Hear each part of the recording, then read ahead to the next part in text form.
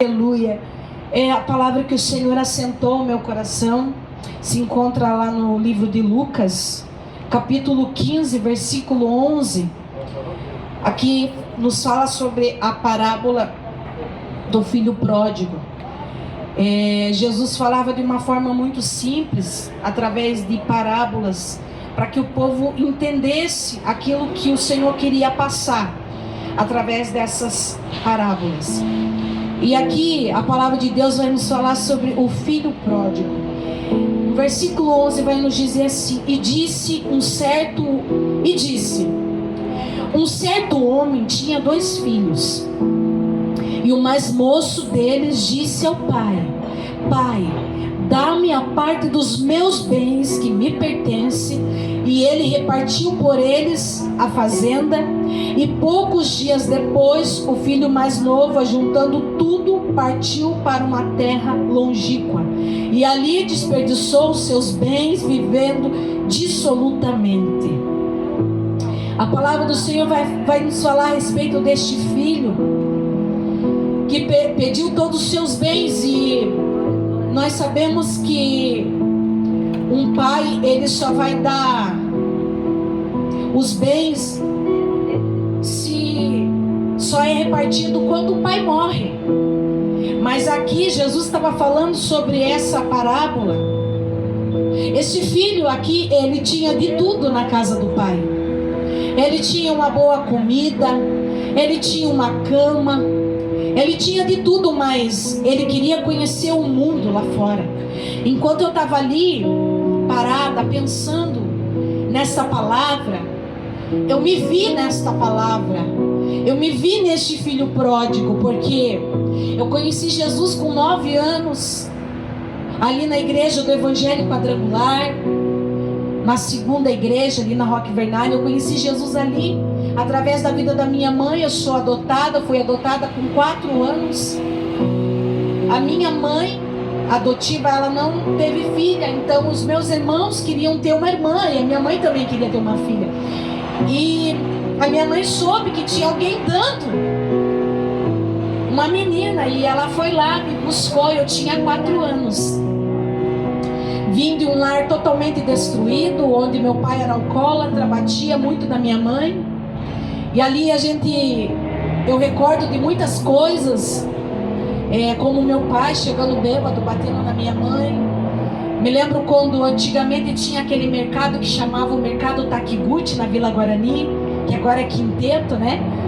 Nós ficávamos ali cuidando de bicicleta, nós íamos até aquela caçamba, pegava fruta ali que podia comer ainda.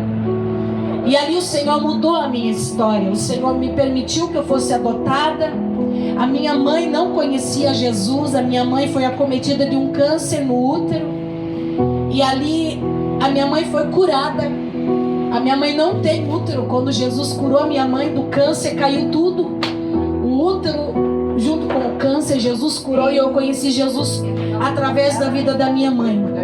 Só que quando a gente fica adolescente, a gente acha que se manda, a gente quer conhecer outros caminhos. E eu, assim como o filho pródigo, eu saí da casa do pai, onde eu tinha tudo, e fui para o mundo conhecer as coisas mundanas.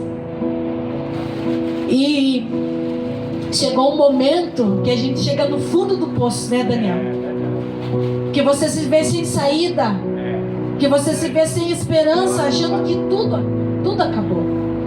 Por várias vezes eu tentei suicídio.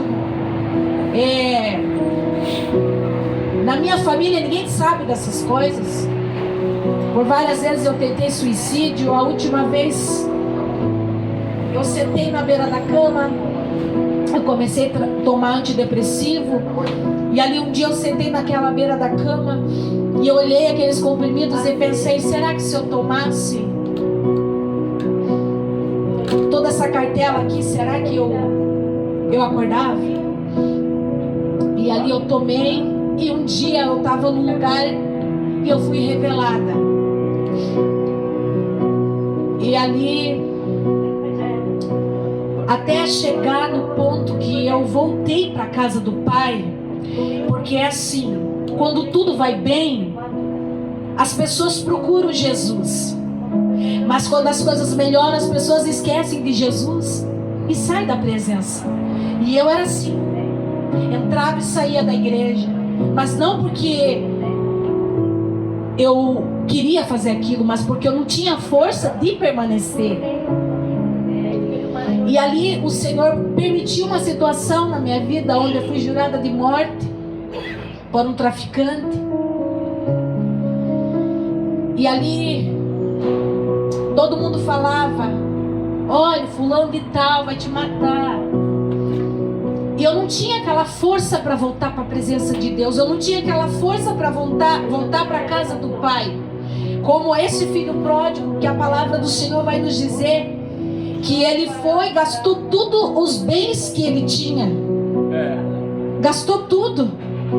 E chegou num momento que veio uma fome naquele lugar onde ele estava. E ali ele foi trabalhar numa fazenda.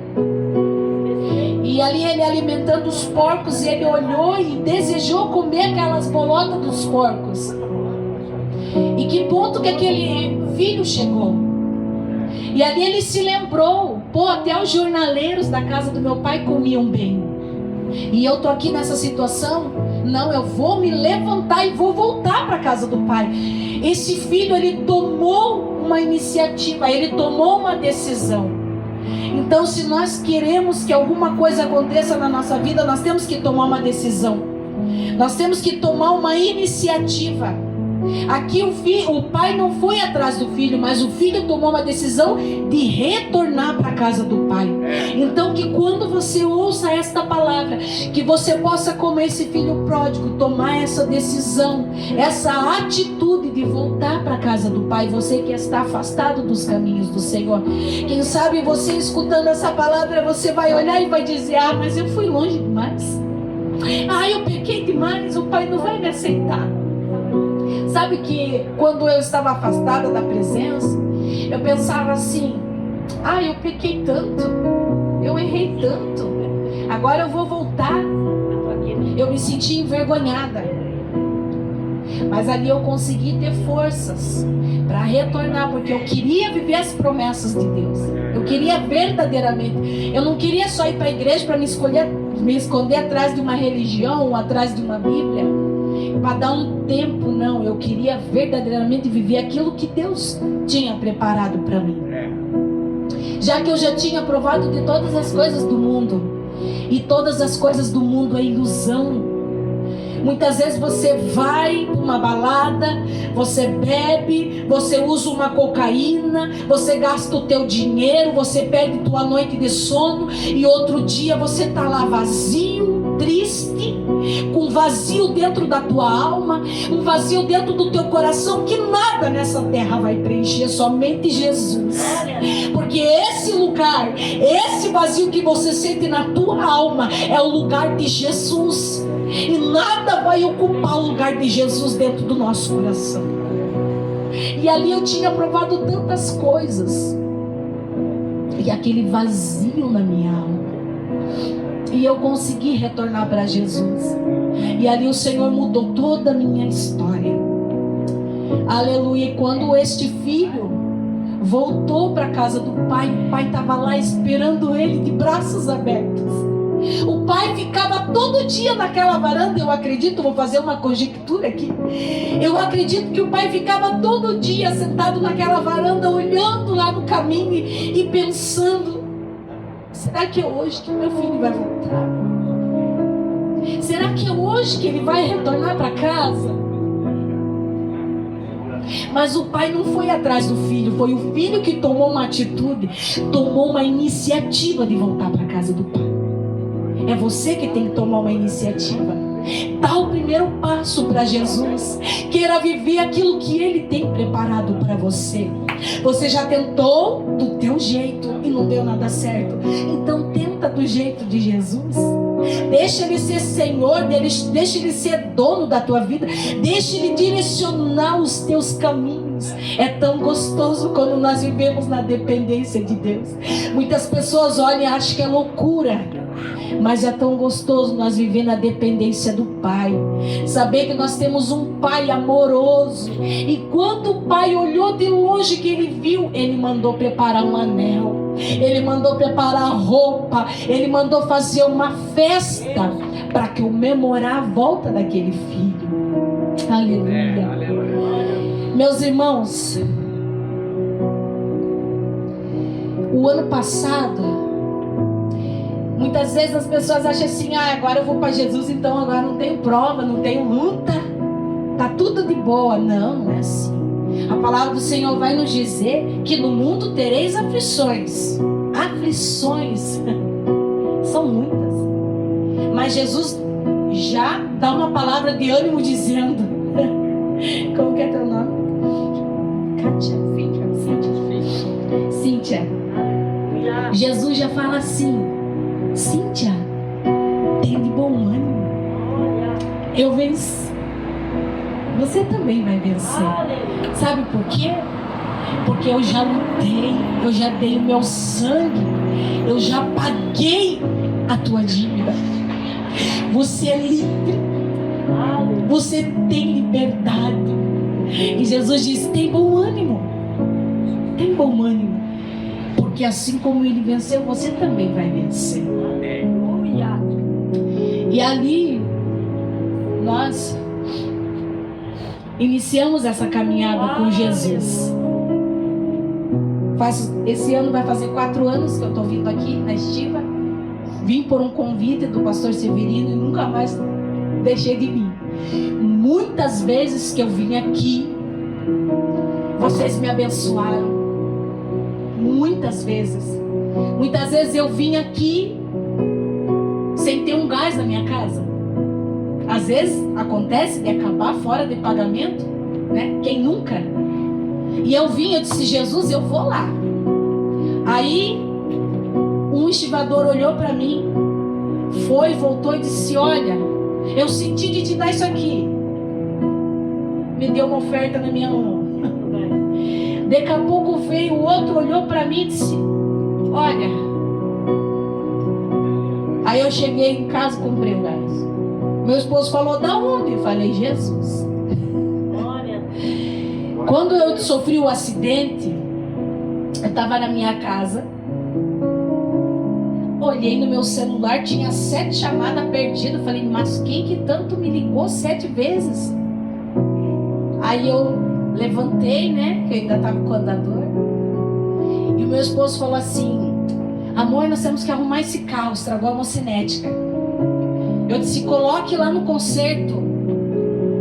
Ele disse: mas eu não tenho dinheiro. Eu falei: coloque pela fé, homem, Deus vai prover.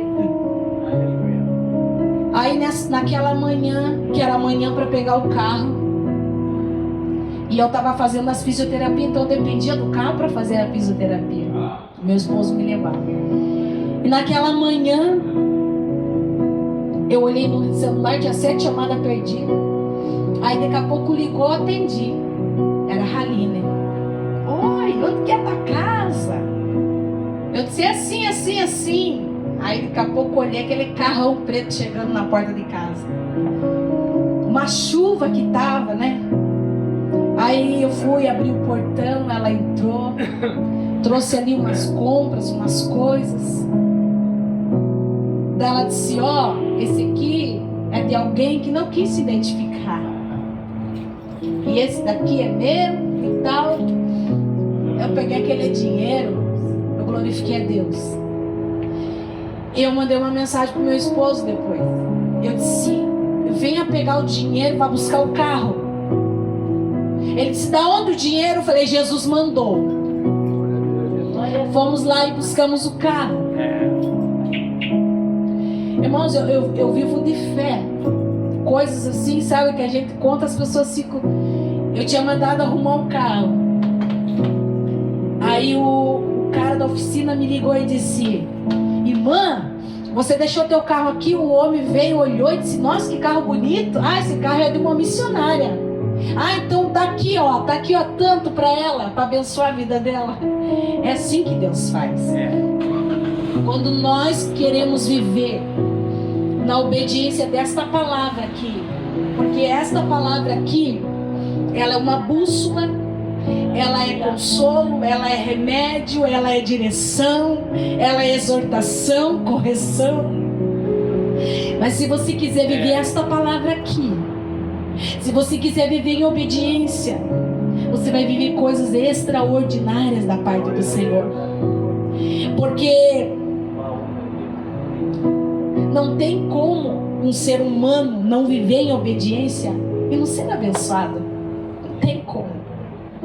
Deus tem prazer num filho que obedece, num filho que vive de acordo com a palavra, que come esta palavra, lê esta palavra, pratica esta palavra. Porque não basta só ler, não basta só pregar, tem que praticar, tem que viver a palavra, tem que dar bom testemunho aonde passar.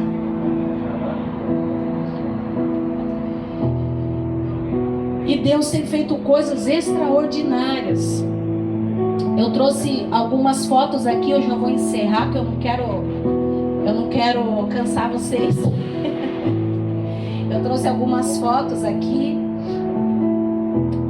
que nada acontece sem a permissão de Deus. E nós servir Jesus não nos isenta de provas, de lutas, de enfermidades. Mas porque sabendo que nós estamos aqui nessa terra só de passagem, né? Nós estamos aqui numa preparação para o céu. Então o Senhor, Ele tinha no dia 3 de agosto, o Senhor tinha me dado um sonho, o qual eu segurava na mão do meu esposo e eu caía para trás assim numa almofada muito macia. E ali o Senhor me mostrava eu numa maca, a enfermeira colocando soro no meu braço, e eu adentrando naquele hospital, e eu indo direto para a UTI. Foi isso que Deus me mostrou no sonho. E no sonho tinha aquela máquina que bipa o coração, né? Eu não sei como é que é o nome daquilo. E aquela máquina fazia pip, pip, pip, e ela zerava pip, no sonho, e eu acordei. E eu acordei tão assustada porque era muito real, muito real. E eu falei, meu Deus, tem misericórdia, Senhor. Nós estávamos num propósito de oração por essa viagem que seria ali na cidade de Guaramirim, em agosto do ano passado. Ali chegamos na cidade de Guaramirim, cultuamos a Deus. E naquele culto, eu sentei longe do pessoal que foi com a gente. E eu sentia aquele vestido passar no meu braço, no culto. E eu abri o olho, olhava e não via ninguém. E eu sentia aquele vestido assim passando no meu braço. E eu falava, mas quem que tanto passa aqui? Depois eu pude entender que era a presença de Deus já que estava ali. Saindo dali, fomos numa casa, jantamos, saímos dali e fomos andando por uma estrada até chegar na casa da irmã que nós ia repousar lá. E nós estávamos andando, eu tenho o costume de andar pelo canto. Eu não gosto de andar na ponta, eu gosto de andar no canto. E eu estava no canto. Só que daí veio um cachorro brincar comigo, que era o cachorro da irmã. E eu dei um passo para a estrada. Dali eu não lembro de mais nada. Dali eu já acordei no chão depois de muito tempo. Quando aquele carro me bateu, esse aqui é o primeiro raio-x quando eles colocaram o fixador. Quando aquele carro me bateu, eu girei no ar. Eu girei assim e caí e fui arrastando no asfalto. E eu fiquei muito tempo ali desacordada e eles achavam que eu já tinha morrido, porque eu não esboçava reação nenhuma mais. E ali, quando eu estava deitada naquele chão, eu tive uma visão de um homem que passava de carro por mim e olhava assim e dava gargalhada. Aí eu fiquei ali um tempo, eu acordei, olhei assim, eu falei, como que eu já cheguei em casa e não lembro? Aí eu olhei assim e falei, nossa, eu tô no asfalto, dormindo no asfalto. Eu achei que eu estava tendo um pesadelo. Mas quando eu olhei aqui, eu vi uma poça de sangue, eu tentei me levantar, eu já comecei a gritar por causa da minha perna. Só que ali eu não lembrava de nada, nem de quem eu era, nem aonde que eu estava, nada. Ali o socorro veio E quando eu entrei naquele hospital, que eu fiquei olhando pro teto assim, eu tive a sensação de que eu já tinha estado ali. Eu falei, nossa, parece que eu já tive aqui. Mas foi no sonho que Deus me levou lá. E aí o enfermeiro disse assim, moça, nós vamos ter que passar sonda em você, porque você vai fazer uma cirurgia e você não vai poder levantar. Eu disse, não quero que passe essa sonda em mim. Não, moça, mas você vai operar e tal. Daí o Senhor falou, filha, lembra do sonho? Agora eu vou te revelar. E o Senhor me revelou só até aquela parte aonde eu escutava ali os maquinários e ele zerava. E quando eu estava ali, o Senhor me mostrava eu ali toda entubada. E eu tinha aqueles espasmos assim. E quando a máquina zerou, eu falava assim, Deus, eu não quero ir ainda, Jesus. Deixa eu ficar mais um pouquinho. Deixa eu fazer a tua obra, Senhor. E ali eu voltava. E o Senhor me mostrava folhas de papel com números. E tinha do número 1 ao número 30, que foi os dias que eu fiquei na UTI. E eu voltei. Quando eu voltei, aquela enfermeira olhou para mim e disse, nossa, você acordou. Mas eu não precisei ir para UTI. Eu não quebrei nariz, não quebrei maxilar. Eu caí de cara no asfalto. Eu usava aparelho em cima. Eu usei esse aparelho aqui que foi colocado na cidade de Jaraguá. Eu usei esse. Foi fratura exposta. O médico tinha me dado 9 meses para colar o osso. O médico deu 9. Ele disse, se até 9 meses não colar teu osso, nós vamos abrir você de novo. Eu disse, não, em nome de Jesus, não vai abrir nada, vai colar esse osso. E todo dia, irmã Marina, de manhã, eu colocava a mão na minha perna e dizia, osso, cole no seu osso. Vá procurando o seu caco aí, se cole. Todo dia de manhã eu profetizava. Quando eu fraturei, ficou assim, ó. Quebrou em 3 partes, mas ficou uns caquinhos ali, né? Que chamam de fragmento. Aqui foi o primeiro mês. O médico disse, se não colar, nós vamos abrir você. Eu disse, não vai abrir. Esse daqui é com 5 meses. Colado, moço, tá vendo? Que não tem nada mais. 5 meses. O irmão Paulo, ele é bombeiro, né? Também, né?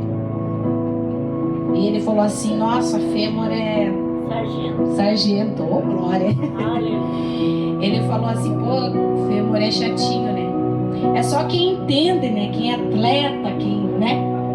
Entende um pouco de fratura, vai dizer o quanto é, assim, difícil para colar e o golpe estava ali. Mas com 5 meses, Jesus fez a obra. E para a glória de Deus, durante o processo, eu escutei tanta coisa, irmão Paulo.